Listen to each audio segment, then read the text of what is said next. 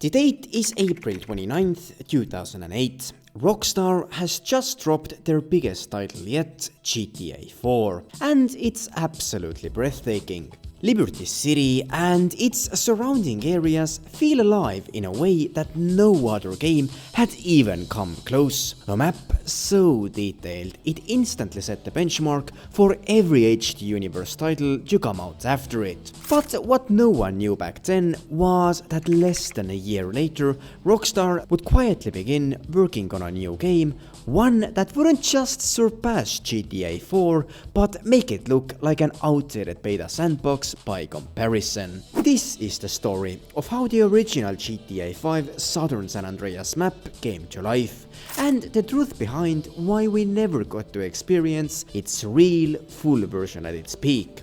To understand the reasoning behind it, we first need to understand how the map was created in the first place, and to do that, let's quickly rewind to spring of 2009.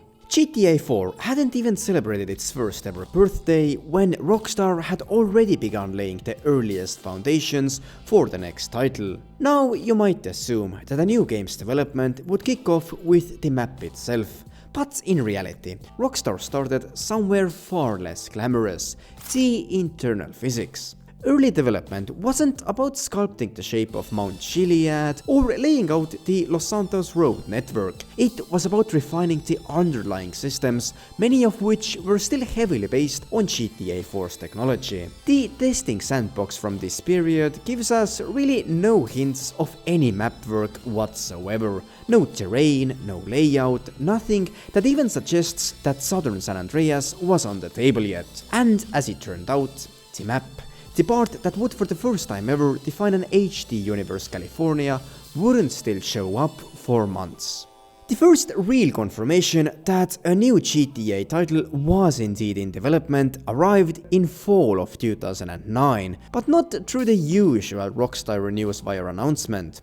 Instead, it slipped out during an interview that the GTA's lead writer and creative director at the time, Dan Houser, gave to the British newspaper The Sunday Times. Whether by accident or on purpose, Dan revealed that after finishing their Western project, Rockstar's next major priority was the next Grand Theft Auto. He even hinted at their potential creative process, first choosing a location and then building the characters around it. As we now know, the Western title in question became Red Dead Redemption, released during the following year in 2010. Meanwhile, behind the scenes, a small group of developers was already quietly shaping the earliest foundations of GTA 5. Yes, most of Rockstar's resources and manpower were still tied up in perfecting Red Dead, but that didn't necessarily mean the work on GTA 5 needed to be postponed. From this era, we believe we have what are likely the first ever screenshots of the GTA 5 map,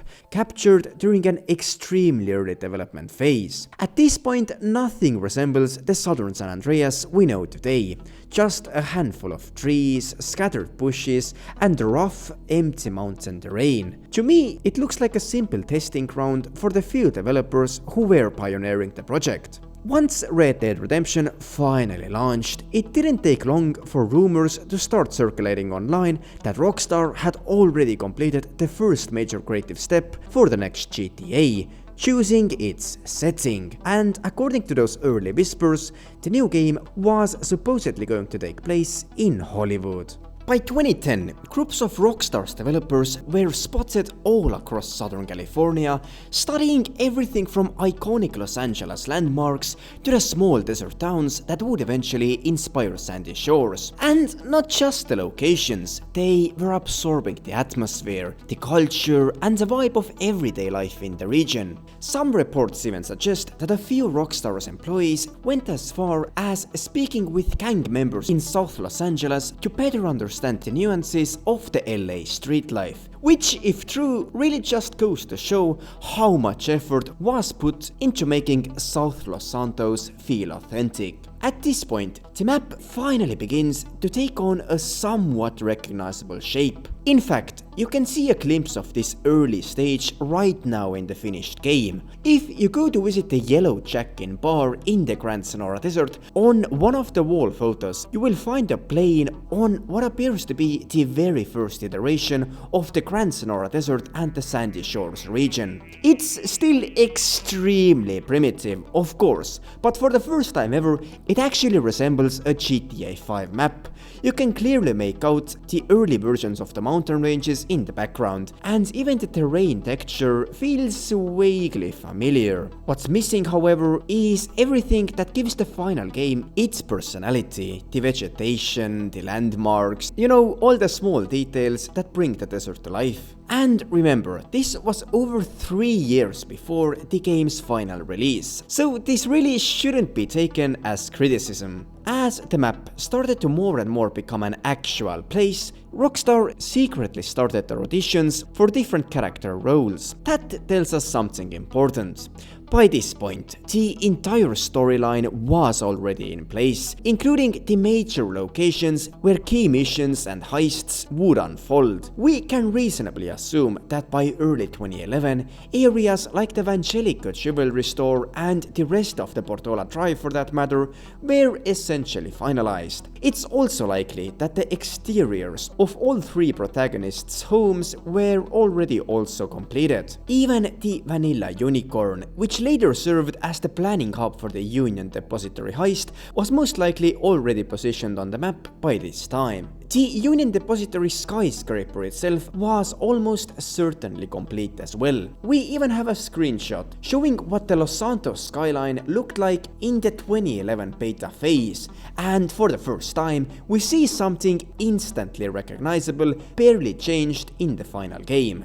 A few months later, internal files mention the addition of Police AI, which strongly suggests that the city's road network was already mostly in place. In fact, we even have early screenshots of Los Santos motorway system from 2011. If we set aside the GTA 4 style visuals and the leftover GTA 4 minimap, the core of GTA 5 was finally in place. The world existed. Now Rockstar had to bring it to life. This meant everything beyond the basic terrain and major structures. For example, wind farms, vegetation, unique points of interests, farms, interior spaces, ambient details, and of course the NPCs that populate the world. In short, all the elements that transform a rough map into a living, breathing environment. It was around this stage that Rockstar assembled the first GTA 5 trailer, and if you look closely at some shots, you can actually still spot empty spaces and unfinished areas in the background, clear signs that even as the game was being revealed to the public, parts of the map were still undergoing adjustments. Now, that being said, I also have to point out something important. There were locations shown in that very first trailer that never made it into the final game, at least in the form that they were originally presented. First of all, the Paleto Bay area looked completely different in the early trailer, and frankly, it looked a lot better. The town was surrounded by far denser vegetation. Mountain slopes were covered in thick layers of pine trees, and the Paleto forest stretched out much further than in the final game. Not only was there this Flint County-like forest around Paleto, but it also largely covered the Ratson Canyon, making its biome more similar with the northwestern coast rather than the Californian desert. And the Paleto Bay forest wasn't the only area where vegetation was significantly scaled back. Similar cuts happened across the map. Fewer palm trees in downtown Los Santos, the removal of the Japanese-style cherry trees near the private docks, and noticeably thinner vegetation throughout the Vespucci alleyways. But this raises a fair question. Why did Rockstar suddenly start stripping out the trees and other vegetation that they had originally placed there themselves? And of course the easy reason is the limitations of the PS3 and the Xbox 360.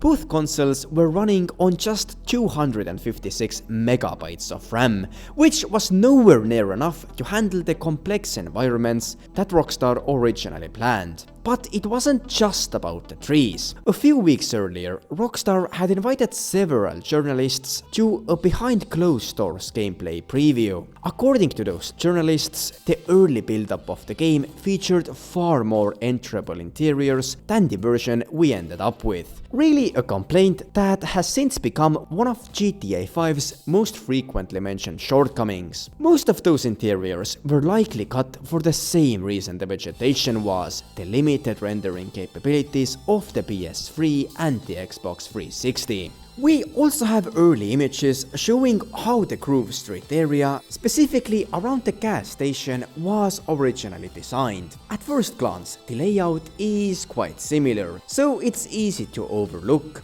But on closer inspection, the early houses had way more detail, more shape, and more personality than the simpler, boxier versions we see in the final game. This strongly suggests that many buildings were downgraded late in development to keep performance stable on the first-gen consoles. But by this stage, development had entered the polishing phase. The map was essentially finished, but still needed some smaller refinements and adjustments. Meanwhile, Rockstar began releasing official gameplay screenshots to the public, and interestingly, some of these still showcased the original lush vegetation, even though those assets had almost certainly already been removed from the game by then. It does make you wonder whether Rockstar intentionally used those early shots to present the world as more complete and alive than the final product on old hardware could realistically handle. Then in early 2013, the game received its final delay.